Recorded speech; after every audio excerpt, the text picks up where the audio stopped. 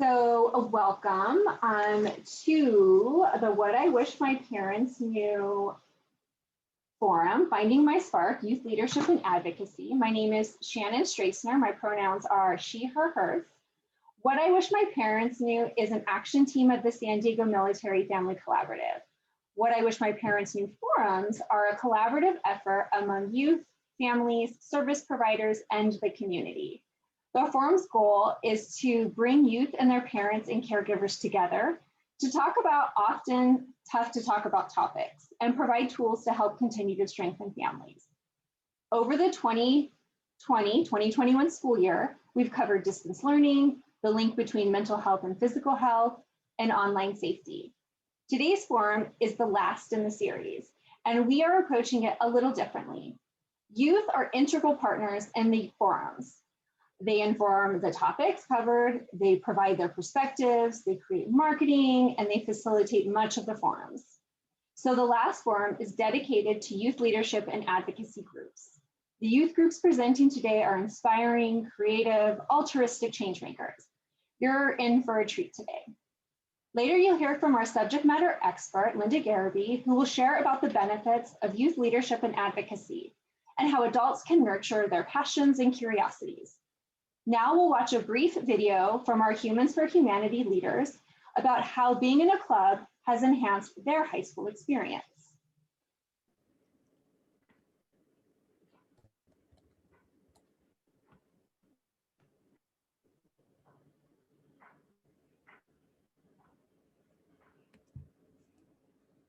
Being in a club has enhanced my high school experience because it has allowed me to get to learn more and participate in activities about topics I personally am passionate about.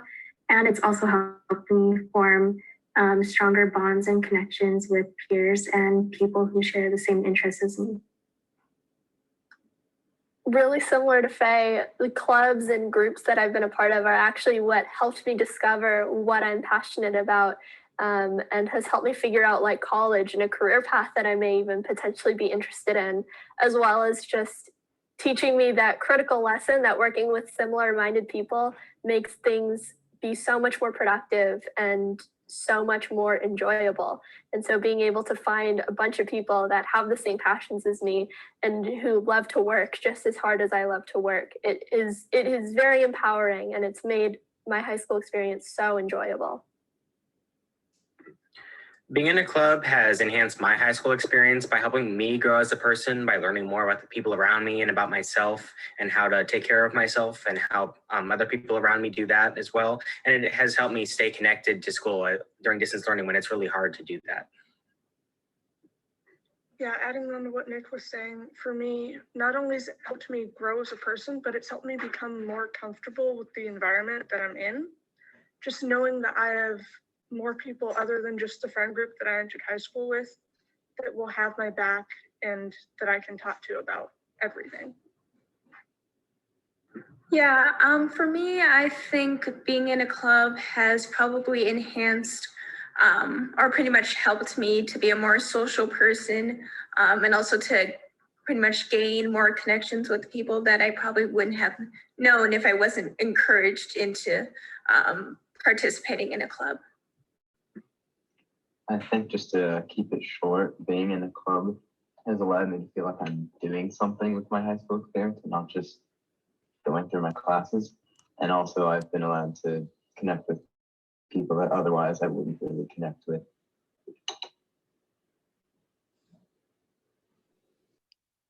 Awesome.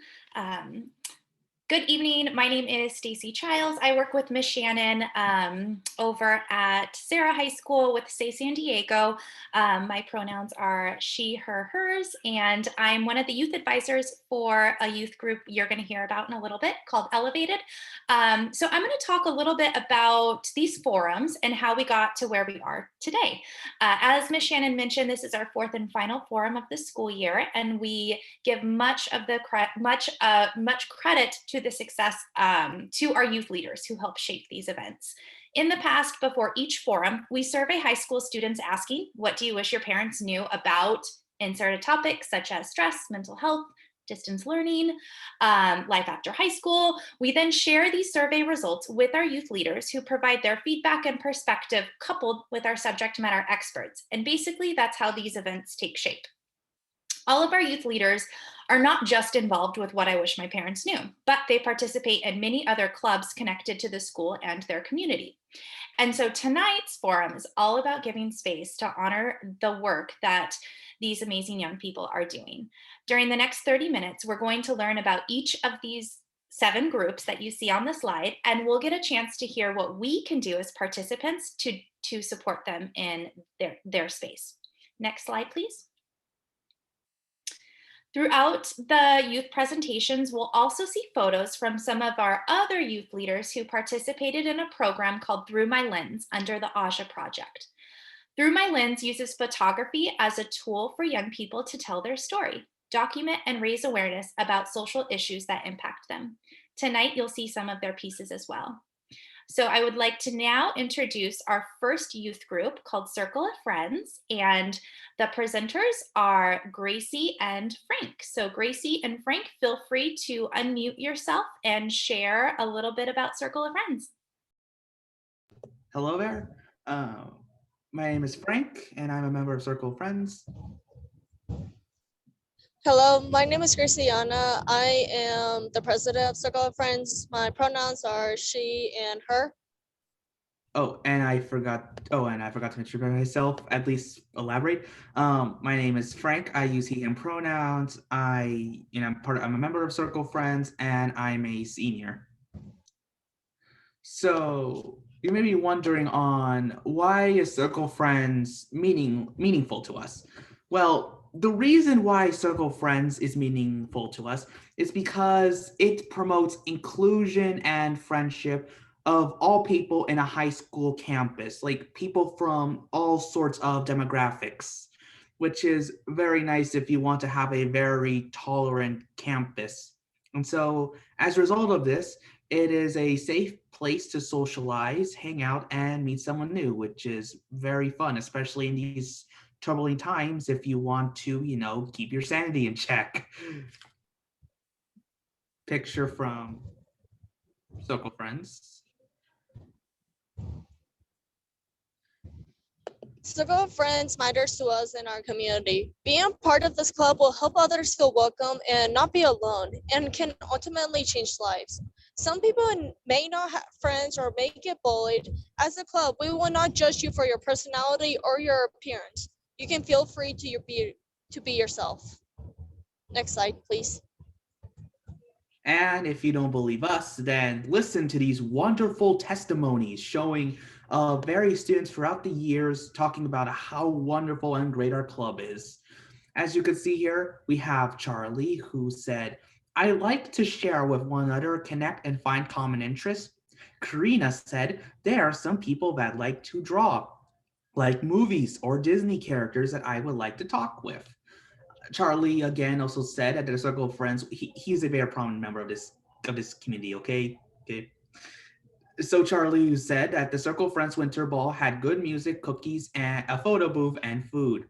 And our wonderful Darla said, "We went on a field trip to a Hawaiian party at Crawford High School. It was fun getting to know other people from different schools. I also like traveling on the city bus." So as you can see here is that we have a very good track record on the campus. And if you're interested in meeting someone new, then think about joining our group, because we would love to have you there. And if you don't believe me, next slide, because we have fun pictures that show these wonderful students having their wonderful time here. Next slide. Winter Ball. Next slide.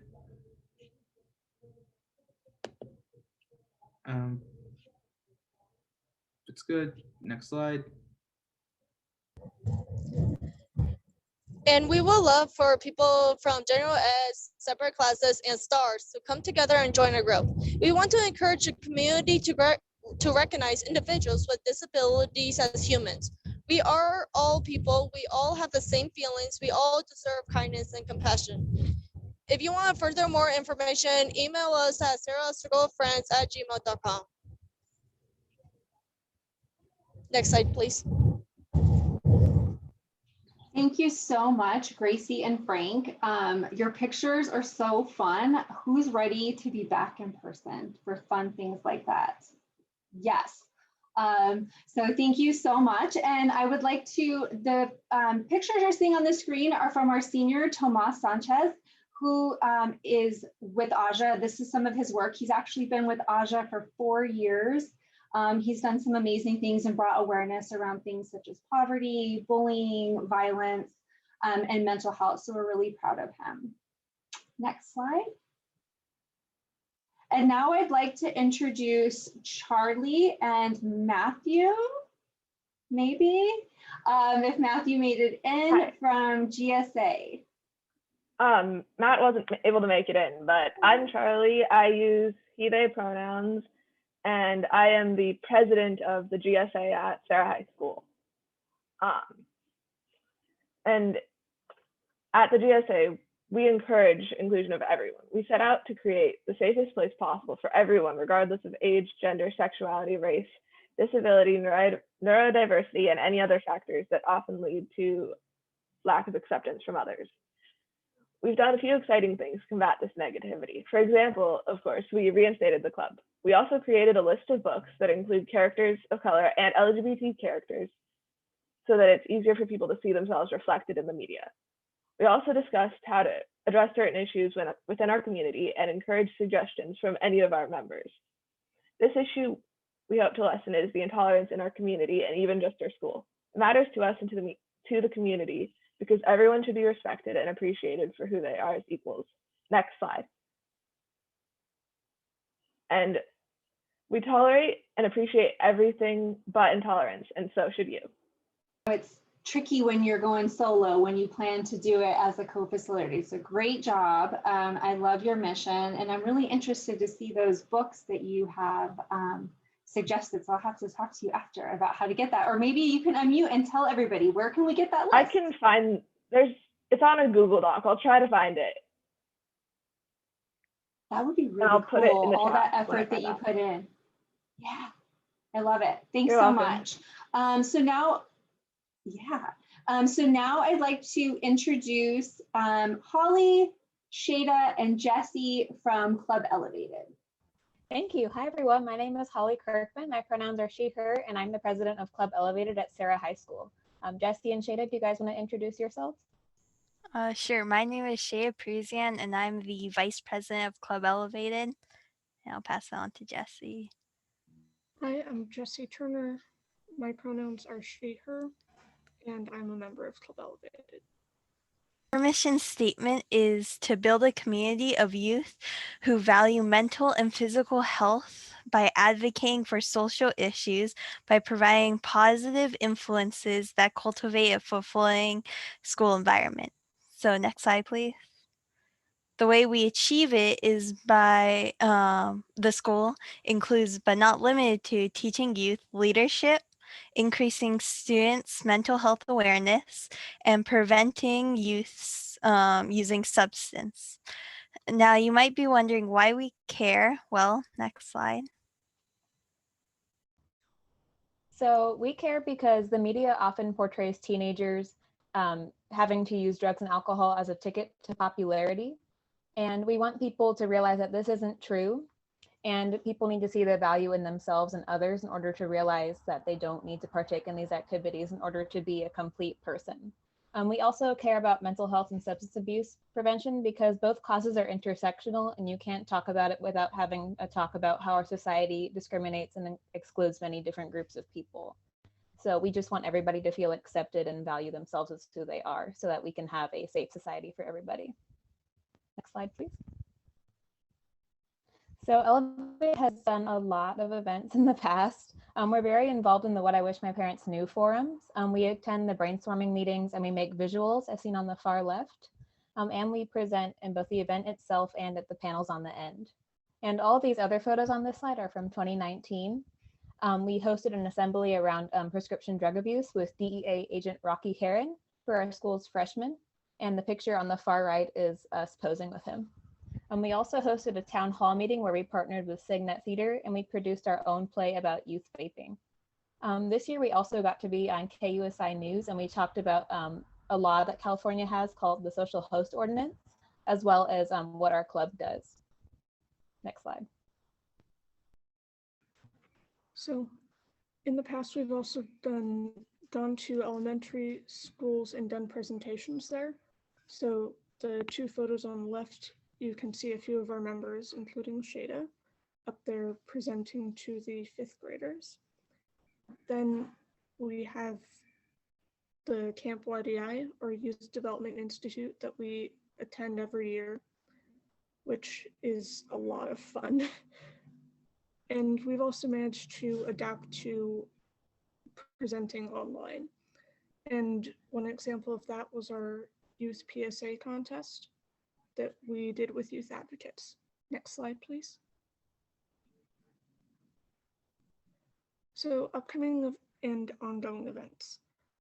Our Positive Social Norms event is next week. It's Thursday, April 29th from 5:30 to 7. This event will be really fun and a positive event for teens and their parents. Often we tend to overestimate the number of our peers who value and make unhealthy choices and underestimate the number who value and make healthy choices. So this event is all about promoting the positive, healthy behavior that we are all doing. We have fun prizes to give away, and you will get a free pizza delivered to your house. Miss Stacy is going to paste the registration link to that in the chat. We also have our Positive Social Norms campaign, which focuses on the positive statistics around substance abuse prevention in teens, and it provides positive reinforcement to youth who do not drink. So instead of saying 1 in 3 teens drink, we'd say 2 in 3 don't. Next slide, please. Thank you for listening to our section of the presentation. If you have any questions, feel free to email Ms. Stacy and follow us on Instagram. Thank you. Wow, great job. I know I'm biased because I'm the advisor, but all of you are doing really, really good work. And so check out the event next Thursday. The registration link is in the chat box. And I don't know if Jesse mentioned, but you get a free pizza if you register before tomorrow. So next slide. Great work, everybody. So this is a photo collage of Salma, and Salma's been with the Aja Project ever since her freshman year, and she's a senior now. She really, by participating in this program, she's really grown to love photography, and I think she even connected with the Aja Project around a potential internship and everything. So Swear, and I'm going to introduce Alex and Hannah, who will be presenting. And Swear is connected. It's an initiative through the school district. And so they're going to tell you a little bit more. Hannah and Alex, feel free to unmute yourself. And the floor is yours. Hi, my name is Alex Mondragon. I'm a junior at San Diego High School, and I am SWEAR's Communications and Membership Coordinator. A little thing about SWEAR, we stand for Student Wellness Education and Resources Center. And Hannah, did you want to introduce yourself really quickly? Hi, I'm Hannah Griswold. My pronouns are she, her, and I'm standing in for Catherine Delgado today. I'm the co-chair and co-founder. I'm a senior at University City High School. Next slide, please. So here are a few of the topics we're going to be discussing today. We're going to go through our cause and mission statement, our projects, mental health, and why it matters at the local level as well as the district level. Next slide, please. Next slide, please. So who are we? We're a student-led district-wide initiative with 32 students representing 15 high schools, and we created SWEAR from clubs at 15 of those high schools or partnered with current clubs or existing clubs. And our mission statement is to empower and connect youth advocates for student wellness by supporting mental health campaigns at every San Diego Unified School District high school, incorporating mental health education into curriculum, and increasing access to resources. We aim to bridge the gap between schools in an effort to create a more standardized system of addressing mental health issues district-wide. Next slide, please. So even though SWARE has just been founded and operated this year from 2019 to 2020 and 2021 as well, we have a step-by-step plan about different levels of where we want SWARE to be and where we want mental health resources to approach students as well as teachers in clubs, curriculum, and classroom. So for our clubs, we've established student-led SWARE clubs. We have 2 representatives from each of the 15 high schools, and they are the presidents of each SWARE club. Those students work at the local level with their own high schools and coordinate events, social media campaigns, and other ways that they can help reach other students with mental health resources, including going through their school websites, their site governance teams, and all that good stuff. And so our next phase is we want to also incorporate mindfulness and wellness into the classroom activity. These include wellness check-ins on Zoom. A lot of great teachers use Mentimeter and icebreakers to check in on their students' mental health, to also get a sense of where students are with their homework, how they're feeling, if they're overwhelmed in any other classes as well. So that will guide the teacher in both deliberating and allocating their own work as well. And then our third phase, which we are hopefully going to achieve next year and in the years in the future, is our curriculum-based mental health cause. And that is going to be professional standardized education on mental health illnesses and disorders, as well as coping mechanisms. Our hope is that we are able to foster a well-organized environment for mental health that is obviously self-sustaining and has a good positive attitude around mental health and erases the stigma that mental health has provided at high schools. Next slide, please. Next slide, please. So some of our projects that we are very proud of are the Winter Wellness 10 Days of Winter Wellness campaign, which was district-wide, and we partnered with the district to post on their Instagram page. We did a self-esteem month campaign that was run by Alex. We passed a resolution to create mental health off days. They're very similar to physical health sick days, but they're for your mental health. We have a curriculum that we are working on implementing, like Alex explained. We have partnered with Rady Children's Hospital and the UCSD School of Medicine. Next slide, please. Next slide, please. So we provided you guys with some statistics about what mental health looks like right now, especially this year with a 16% increase on overwhelming anxiety. This year has brought a lot of challenges to both students and teachers. Students especially are feeling isolated and overwhelmed by the workloads they're receiving, especially if they're upperclassmen or graduating and moving on to college, especially first-year college students as well. So we want to provide you guys with an inside look as to how students are feeling and reported during this kind of COVID time and how they're coping with the switch to online schools. So SWARE has been lucky enough to provide tons of resources and help out students one-on-one and both in a broad general sense throughout the district. We were very lucky to have SWARE this year since, again, this has been one of the most challenging years we've all experienced in our lives, especially students in high school right now. So we want to provide you guys with an inside look as to how students are feeling, some of the statistics we're getting, and how we're going to be bettering them in the years to come. Next slide, please. Next slide, please. So why does this matter to us? So first of all, we relate. We have friends and family who have struggled with mental health and perhaps even ourselves. And we want change. We see the possibility for change and we want to implement that. And we've also seen how important it is through the people that we are in contact with who struggle with mental health, but also because we have empathy for others and we want them to live the happiest and best and most successful lives possible. So we wanted to talk to you guys. We were very appreciative of being able to talk to all of you guys at What I Wish My Parents Knew, because we understand that communicating with your students and other students, if you're a teacher or counselor, can be really difficult, and miscommunication is everywhere. So we want to provide a few examples of what you can do to show that you're on board and you're understanding your students' mental health, whether you're a teacher or a parent. So we want to make sure that you talk to your child, check in on them if they're okay. We understand this is sometimes difficult to do, but even just coming in their room and saying hi once in a while can brighten a mood and show that you care. We want to make sure that everyone has empathy. Again, we're going through really stressful times at the moment, so we all want to make sure there's an area of understanding between struggles, between parent and child, student and teacher. We all want to be understanding in this environment so that we can work through it and get through it together.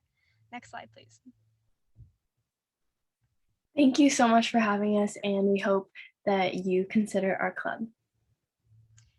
Yeah, and if you have any questions or you want to get involved, make sure to contact the swear.sdusd Gmail or check the Swear site for more information and ways to apply to become a council member. Thank you, guys. Thanks, Hannah and Alex. Remember at the beginning, I said we have some change makers. Swear is doing some really powerful things for their peers throughout San Diego Unified School District. So great job. I'm really proud of you. And thank you. So now, next slide, you're going to see Frank Granda. This is some of his work over the past 3 years that he's been in Aja. He's raised awareness about a host of different things, autism, and you'll see some of his work and his connection to nature. He's been really connected to the changes that have happened with COVID and the pandemic and how that's affected folks. So beautiful work, Frank. So happy we're able to show that. And now I'd like to introduce Humans for Humanity, Nick and Kate. It's all yours. Hello, my name is Kate Chasen. I go by she, her pronouns. I am a junior at Sarah, and I'm the president of Humans for Humanity. Nick. Hi, I'm Nick Alcorn. I have he, him pronouns, and I'm one of the vice presidents for Humans for Humanity. Next slide, please. So to start with, who are we? What's our club? You saw us in the intro video, but maybe that's all you know about us. So who are we? Our mission statement, we are a club that aims to expand equity, justice, and advocacy on our campus through educational collaboration, developing leadership skills, and breaking down barriers between groups. So just to define that a little more, we're a group that accomplishes social justice and equity on our campus via educating our peers, as well as doing school-wide projects and other things like that. Next slide, please. So why is this work meaningful to us? In our work and in our personal lives, we've noticed that there's much hate, bias, and discrimination in our world, in our communities, in our schools, and we are working to combat that through various methods, through various work that we do in our school and in our communities. One of these methods that we use is focusing on social justice and promoting diversity and unity across campuses so that we can make sure that everyone feels accepted, understood, and we can all have a more connected environment on campus. We also make sure to explore our own biases and stances on social norms so we can all be open to each other. We can all learn more about important topics and our own opinions and biases so we can all feel more accepted again. This club also improves leadership skills, whether it's speaking like this at an event or generally learning how our messages can be conveyed to students our age or the community in general, learning how to convey our message.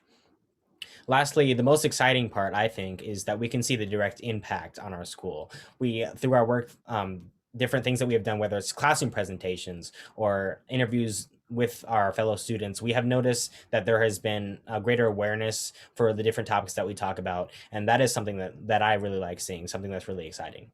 Next slide, please. So all of those benefits that Nick was talking about and addressing the real bias and hate and discrimination that we see in the world, what does that look like firsthand on our campus? Next slide. We wanted to highlight our very first project that we did to become No Place for Hate certified. Last year was the first time, and I want to say 3 or 4 years, that Sarah was No Place for Hate certified. So we completed 3 school-wide projects over the course of the school year in order to get that certification, which we were all very, very excited about. So this was our very first project that we ever did as a club, which focused on inclusivity and exclusivity. we got 1,500 student responses, which you can see on these note cards here, where people responded to the prompts, I feel included when, I feel excluded when. And so we posted pretty much all of them here. We gave 16 classroom presentations, which you can see down in the bottom left. That is Nick and then one of our past co-presidents, Emma. They were giving a presentation in front of a very full classroom because this was pre-COVID. And there were 323 students directly reached by this project, which was awesome. So we are very incredibly proud of all of our projects, but obviously this one in particular that we're highlighting. So we really are seeing that direct impact of our lessons that we're teaching everybody. Next slide. And all those projects that Kate mentioned, I really enjoyed being a part of them. Those were all very impactful on me, and I believe all the students that we presented to. So how can you help our club and our cause? The first thing that you're doing right now is listening to us, giving us your time. That is really important to us, and I think it's really impactful that we are able to be here. One thing that you can do to even further our impact and to help us even more is to, once you leave this meeting, spread the word, whether it's to your families, your communities, if you're a student at school, just more people, so that more people can help us help us spread our message and expand our cause. One of the most important things that we work to do is to get uncomfortable. It's also one of the most challenging things because our work often involves us confronting our own faults, our own biases, many things within ourselves. And that is a lot of times very hard to do. So we like to do it together. We like to encourage other people to do it with us so that we can all work to make sure that everyone feels accepted in our world and that we can work to help everybody. And with that, I would like to thank you for coming to see us, letting us get some exposure. And with that, I'd like to pass it on to Stacy. Thank you so much, Nick and Kate. Your work is so important to cultivate a safe and inclusive school environment. And I love how you all are sharing examples of how you're seeing your impact change the campus. So great job. All right, I will now introduce Mission Bay High School Youth Advocates Club. A lot of the clubs that we've seen so far have been from Sarah, but these students have also been connected with What I Wish My Parents Knew, and we do a lot of things collaboratively together. So I am honored to introduce students Maya, Hadid, Connor, Regina, Evelyn, and Corinne to unmute yourselves and share a little bit about your club. Hi, everyone. My name is Hadid Habib. My pronouns are he, him, and I'm a senior at Mission Bay High School and vice president of Youth Advocates Club. Hi, my name is Connor Gilbert. My pronouns are he, him, and his. I'm a senior and the treasurer of Youth Advocates Club. Hi, everyone. I'm Corinne. I use she, her pronouns. Also a member of Youth Advocates Club, and I'm a senior. Hi, I'm Evelyn. My pronouns are she, her, and I am also a senior. Hello, I'm Maya. My pronouns are she, her, and I am a junior at Youth Advocates. My name is Regina. I use she, her pronouns, and I'm secretary of Youth Advocates, and I'm a senior. So Youth Advocates today just wanted to share a little bit of information that we feel is really important for parents to know, with a focus on substance abuse and mental health wellness in particular, as our club focuses on those issues as they relate to our presentation today. So we hope you enjoy. Next slide, please. So here's our mission statement. The Youth Advocates Club aims to inform our community and specifically our peers on the detriments related to substance abuse, both physical and mental. We hope to inspire healthy wellness activities in favor of substance abuse while also addressing societal issues which relate to mental health and general wellness. Next slide, please. So here's what you want our parents to know about underage drug and alcohol use. As children, it can be daunting for us to talk to adults about situations like this. Fear of being reprimanded can turn us away from getting the necessary help. So to encourage your kids to talk to you about these topics, conversations should always be open-minded and understanding. If you can guarantee that you'll listen to your kids instead of punishing them, then you can build trust. Additionally, positive reinforcement can make these conversations easier. According to Cameron et al., positive reinforcement increases intrinsic motivation. So statements like, thank you for telling me about this, or small rewards will help your kids develop healthy habits and start important conversations without external incentives. Next slide, please. And another one of our call to actions is that it'd be important to communicate to your child that you'd rather have them call you to drive them home, for example, if they were at a party, and that you would rather have them do that than getting in a car with someone who is using substances, or to have them drive themselves home if they are under the influence. And this requires trust, and to develop this, it will take time, but you should start by letting your child know that when reaching out to them, that they won't get in trouble if they are in a dangerous situation. Next slide. When it comes to COVID-related stress, here's what we want our parents to know.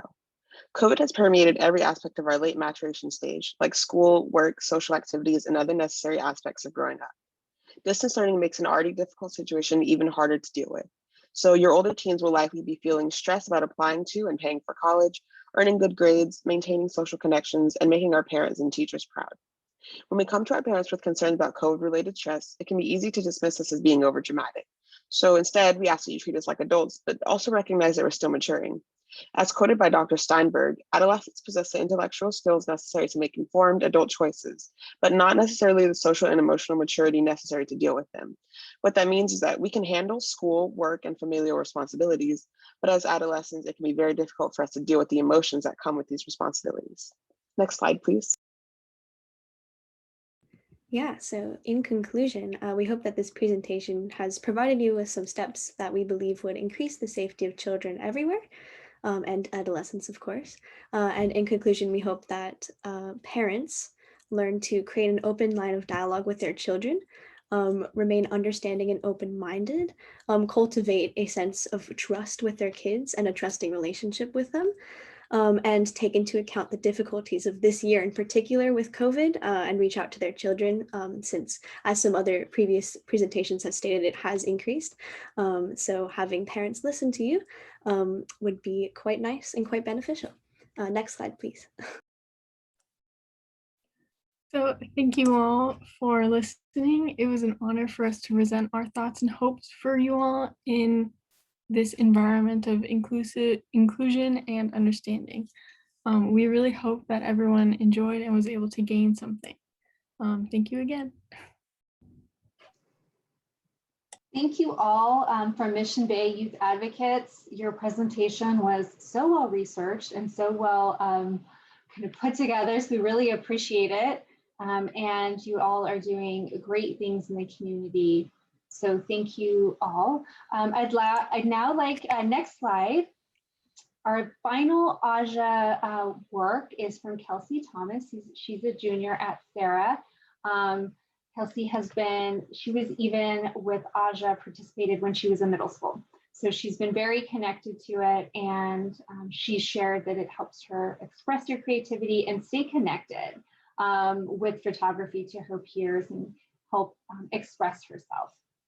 Now I would like to introduce Vicki and Precious from Youth Will. Hi, everyone. Sorry. My name is Vicki. I'm a youth emergency ambassador with Youth Will. I've been with them for about, I guess, a year. No, not a year. Almost a year now. And I use she, her pronouns. Hello, my name is Precious, and Youth Will is a nonprofit organization that works all over San Diego County, all of our communities, and we are youth ran and youth led. If you go into the next slide, you'll see our proper introductions. I am Precious. My pronouns are she, her, hers, and I am an emergency resource ambassador with Youth Will. And I believe Vicki is also. Yeah, she for sure is. Next slide. So kind of like Precious mentioned, Youth Will is a nonprofit organization, and we're really excited to speak among a lot of these other more high school based groups, because we're actually a community based organization. So our ambassadors come from all over San Diego County, and the basic vision of Youth Will is for every youth, which we define as under the age of 25, to have what they need to be happy, healthy, and prepared to reach our potential. And there's kind of 3 things that go into that, which is building youth power, improving youth development, and demanding youth prioritization. And a lot of what we do is through legislative actions, working with city council, and making sure that youth needs are still represented, although we don't necessarily always have a voice in government proceedings. And if you go to the next slide, there's a little bit more about the Emergency Resource Ambassador program that both Precious and I are a part of. So our program was inspired by COVID-19 because a lot of especially low-income minority youth were experiencing accessibility issues in terms of a lot of things, but a lot of them were experiencing trouble accessing those because in general, like if you're experiencing food insecurity, a lot of times schools would provide like free school lunch meals. But a lot of that was difficult once we went to this, transitioned into a more virtual setting. You know, if you wanted the free meal, now you had to drive. Okay, what if there's no one to drive you? What if you had no way to get there? So there was a lot of needs that low-income youth in San Diego County were experiencing. So Youth Will kind of stepped into the role to spread resources and information and kind of address the needs that a lot of these youth are experiencing. So a lot of the work we do is direct outreach to transition age youth. And we do this through a variety of ways. We have monthly workshops. We also, last spring, had a very successful texting program. We had a little bit of trouble getting grant money this time around, but we're starting it next week. So that's really exciting. But we have just a general set of resources that we kind of send out to all youth and then kind of assist each youth individually depending on their needs. And if you go to the next slide, Precious will talk a little bit more about exactly who we are and what we share. So just a little bit deeper into Youth Will and some initiatives that they worked on. So we identified a issue that was happening in our community where young people, we weren't feeling like we had any youth power. We weren't feeling represented in our community and we didn't have our voices being heard. So we made this foundational document as a movement to just state what rights we think we know we deserve. And over a span of time, Youth Will got a chance to host the Summer of Youth Power Forum meetings with community members, youth community members, which led to this Bill of Rights cultivated by young people that kind of just states all of the things that we want as rights and we want access to, such as healthcare, food, housing, education, and youth voice. And so these were our foundations. If you go on to the next slide, you'll see that we actually created action teams from these conversations that happened over that summer. We wanted to take action to prioritize and make movements on these rights through our action teams. So we made them to have young people have access to a space to identify and strategize solutions to our problems that impact us. We have our COVID-19 teams. As you can see, we have an education, a healthcare, a housing and food, youth justice, and youth voice team. And those happen Wednesdays, and Thursdays at different times. And we're always open and we'll always have space available for any young person dedicated or that wants to learn how to advocate and build up their community. And so this is a part of our call to action today, is to get more young people involved with the actual work that's happening in the community. Personally, I've been able to work on the youth justice team for 2 years, and I've been able to meet with district attorneys and county supervisors and officials and kind of just voice my perspective and concern for a lot of things that we work on year round. And so if anyone's interested in this, I will put our Slack in the channel or in the chat. and you will be able to join. And it's easy as that. You will get an introduction, and if you are interested in anything on that list there, and you're looking for ways to take action upon that, go ahead and join, press that link. And on the next slide, you'll see a little bit of our past work. I'll try to speed through this, but these are a couple of different ways that we showed up in the community. We've had connections with Hoover High School, doing a mayoral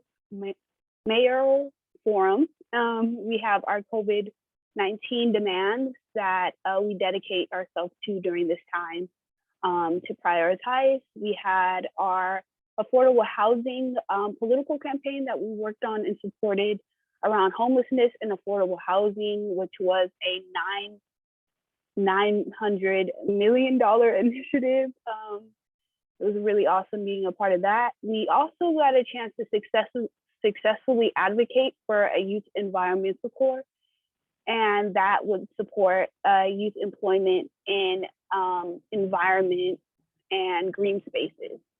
Finally, we also have our our community building events for young people. We have our monthly resource workshops for 16 to 24-year-olds to access resources every third Friday at 4 o'clock.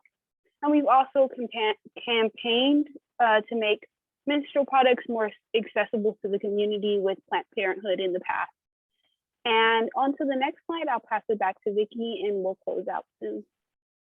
Yeah, so I'll try to speed through this too. I know we're on a time crunch, but as Precious said, we're really involved in a lot of ways to build youth power, youth engagement, and remind our elected officials that youth are important and youth prioritization should not be something that is overlooked, and it has been in the past. So with that said, our call to action, much like a lot of our other peers here today, is basically to join to see what kind of space you feel like you are most drawn to. I lead the education team.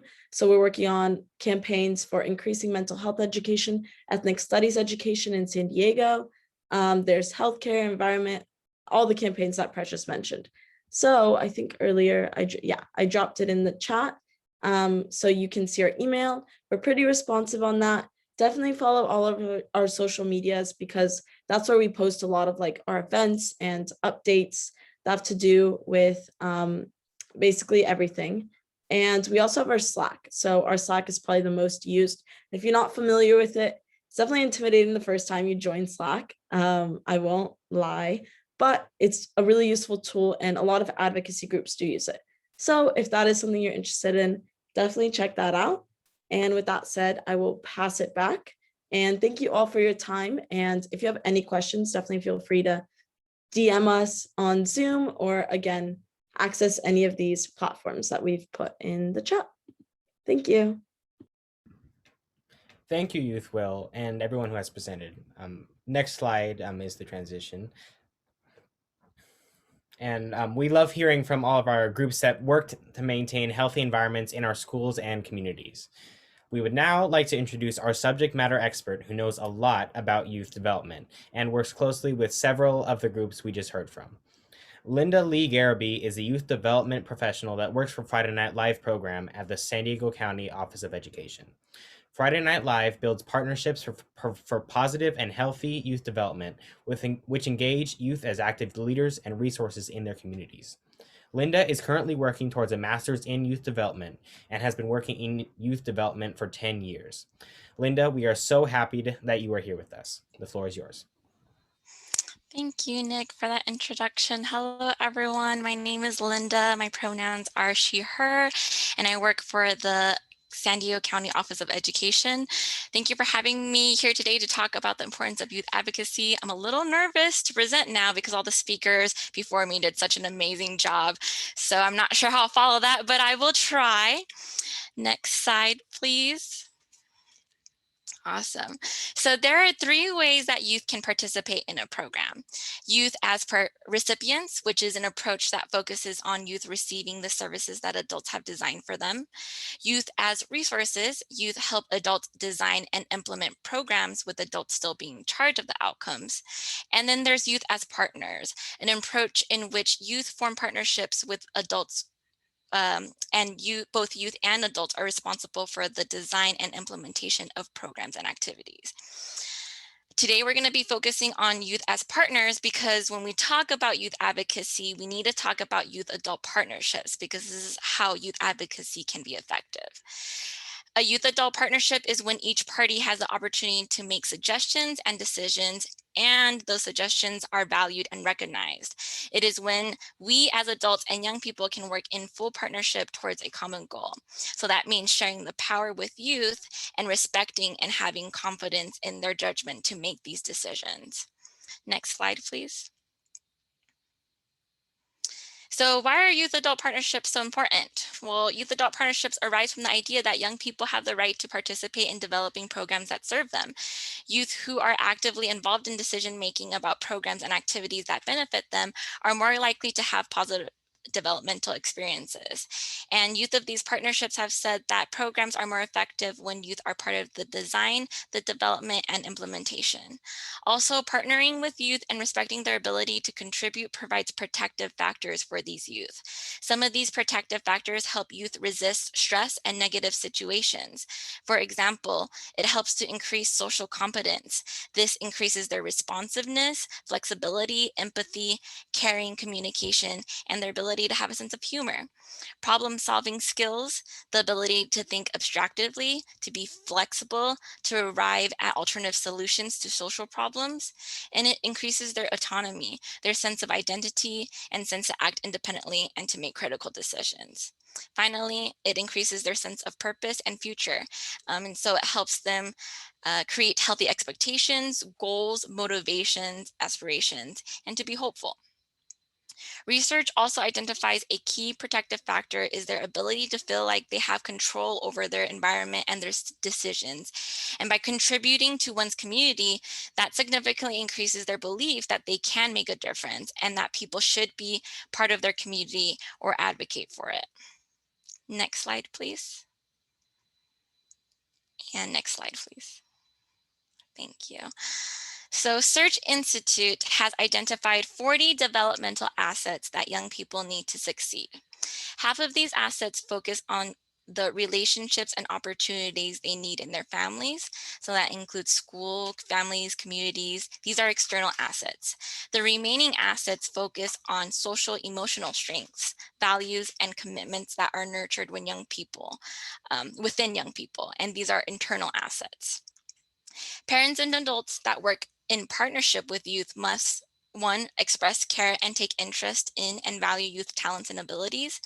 2, see youth as able and willing to contribute. 3, provide support and empower them. And 4, challenge their growth. Young people who have many assets are shown to be resilient and ultimately successful despite struggles in school or family life. I only listed some of the main assets, but I will put a link in the chat to where you can find a full list of the assets if you would like to further look into that. Next slide, please.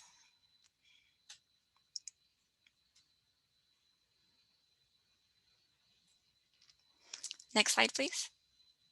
Awesome. As I mentioned before, I work for a program called Friday Night Live, a program that builds partnerships for positive and healthy youth development and engages youth as active leaders.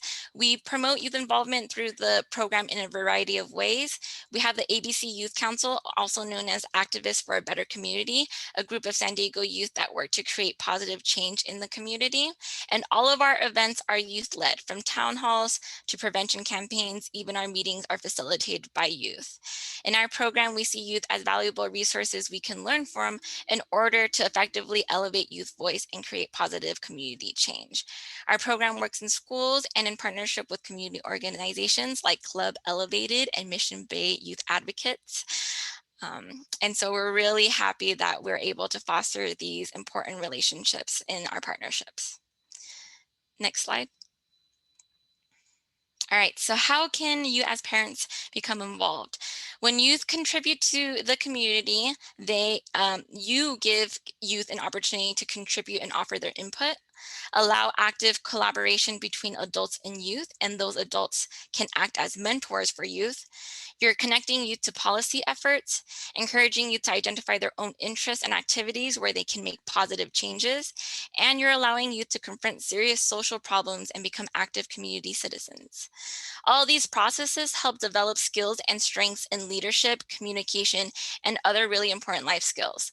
They also help youth to identify and address weaknesses and ways to overcome them. Youth are valuable resources for organizations and groups involved in community development. And by encouraging and allowing opportunities for adult-youth collaboration, you can help youth learn valuable skills and prepare them to become caring and engaged adults. By taking an active role, parents help ensure their youth have all the support they need to develop to their full potential. And parent involvement can extend the experiences that a child has in the classroom to real-world activities that happen in the home.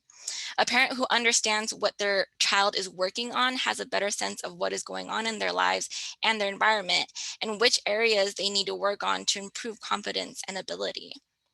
Also, by being involved or promoting involvement, you can make a positive impact on not just their learning ability, but their self-esteem as well. Community partnerships help youth become empathetic citizens who could potentially continue similar work when they become adults. And additionally, youth who give back to their communities, develop leadership skills, learn the importance of helping, and gain work experience. Next slide, please. So I hope that you realize today that youth are vital community members as they've shown you. And today we're more aware of the important steps needed to bring young people into the wider community. When youth are involved and engaged in their communities, they are likely to experience a myriad of developmental benefits. And by taking an active role, you as parents can help ensure their youth have all the support they need to develop to their full potential. Thank you for your time and for giving me the space to share with you all today.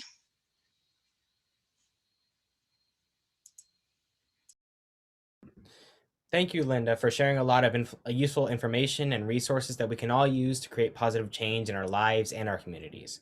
We would now like to transition into our next and final segment of the evening, our panel, where we will hear a little bit more from some of our youth leaders along with Linda, our subject matter expert.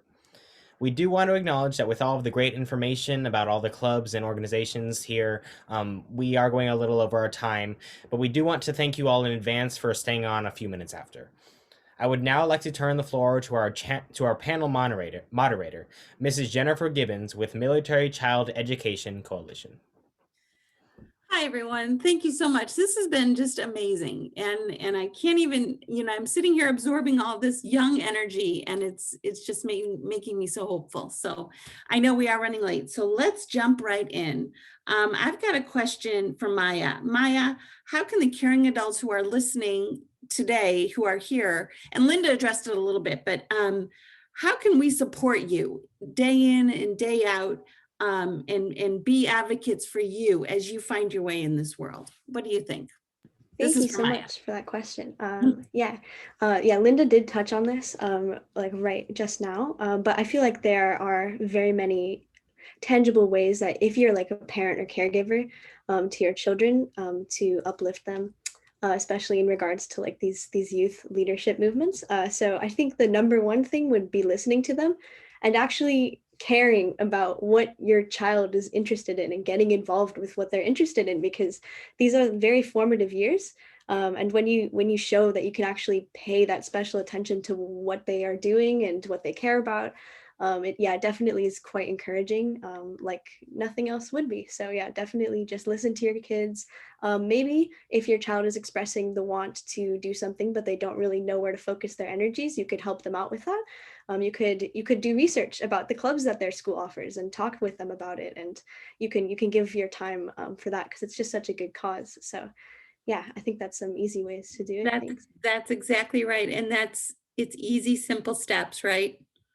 Easy things that any caring adult can do. Let's go to Kate. Kate, what do you think?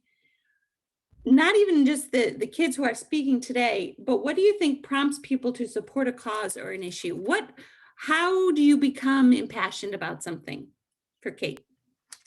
That is a fantastic question. I think there are multiple ways. Probably the most prominent one that I think pretty much everyone here has seen during the pandemic is when there is a certain event that is related to a social cause that causes people to become very impassioned about that subject. That's something that we saw, I'll say it, with the killing of George Floyd, that erupted a whole social movement.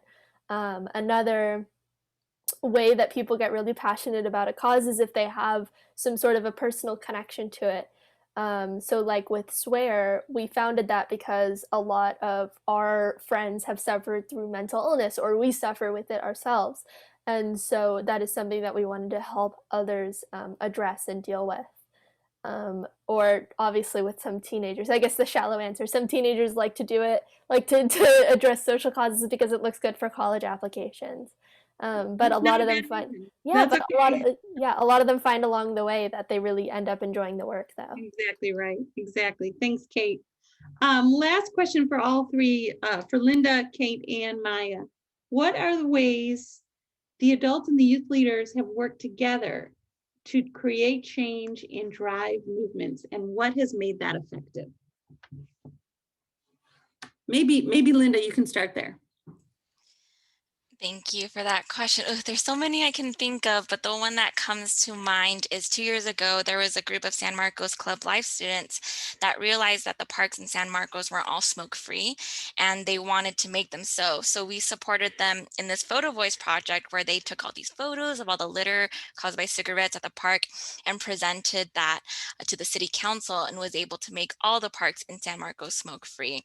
And it was such an amazing experience for us as adults to be a part of, but also for the students to witness that their voice has so much power if they're comfortable with using it. And that's why I think that youth programs like ours are so important in development, because we're here to show and teach youth that they can make a difference. But as I'm thinking about like all these projects for this question, something that they all have in common was youth engagement. And like we talked about earlier, that happens in youth adult partnerships that are structured so that both youth and adults can contribute, teach, and learn from each other. But it also requires youth to be passionate about helping the community. And in order to do so, they need to have support from people like their family. Mm-hmm. You're exactly right. There's lots of things. Kate and Maya, do you want to add anything? Yeah, I could briefly add just a bit. Like it's exactly, I mean, it ties very much into what we've been saying and what's been said. But definitely like seeing that most youths, and especially the people that I interact with and we can observe, have a lot of energy to be doing good and to do good projects. It's just that sometimes we don't know where to channel it into. We don't have access to the projects, or we just don't know what's going on, or we're left ignorant about them. And I feel like that's a lot of untapped potential that would easily be remedied if we just like gave them more clear opportunities as we're doing now. So I really do think that like adults and like parents and caregivers and advisors and counselors can all play a significant role in how much we're actually getting accomplished, simply by like pointing us in the right direction sometimes and creating those opportunities with us, or just showing us what our talents could be used for. So yeah, that's been really helpful to me at least. So I think that that's a trend that I really liked to see. Just to add on to that a little bit, because I completely agree that especially like with a lot of work that we do within the schools, it's really hard to figure out like, who do I talk to about this thing or about this thing?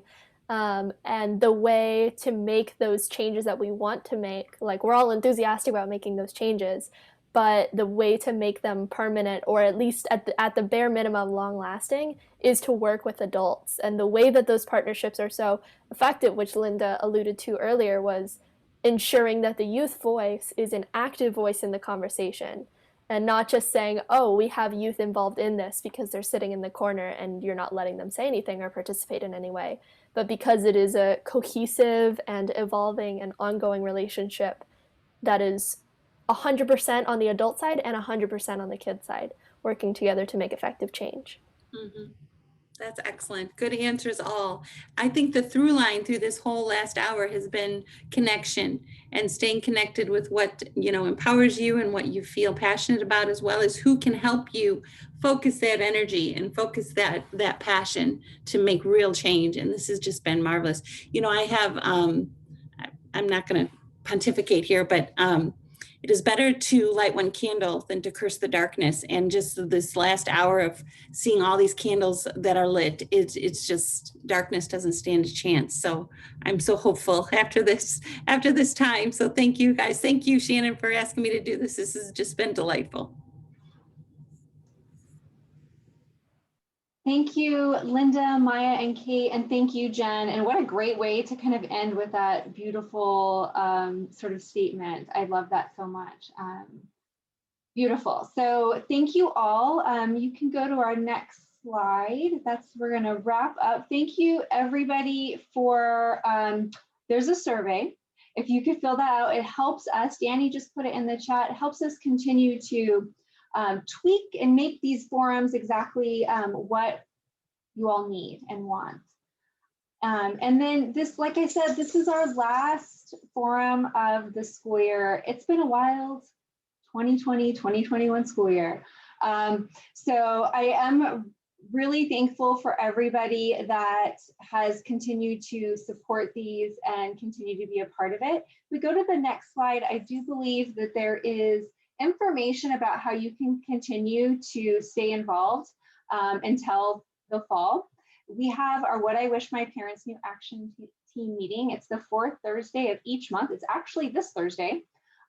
So if you'd like to find out how you can continue to be involved and just be in the process, we're going to be starting to shape those forums for the next year. So we'd love to hear communities be involved and families and all the students. So you can join us there. And then that's my email and that's Stacy's email. You can follow us on Instagram, and yeah, have a great summer. We appreciate all of you and all the efforts that our youth have put in. We know that, again, it's been a wild, it's always interesting being a young person, but during this time, you all have been continued to move these things forward, and that's not to be minimized. So I appreciate you. Have a great evening, and we'll see you in the fall.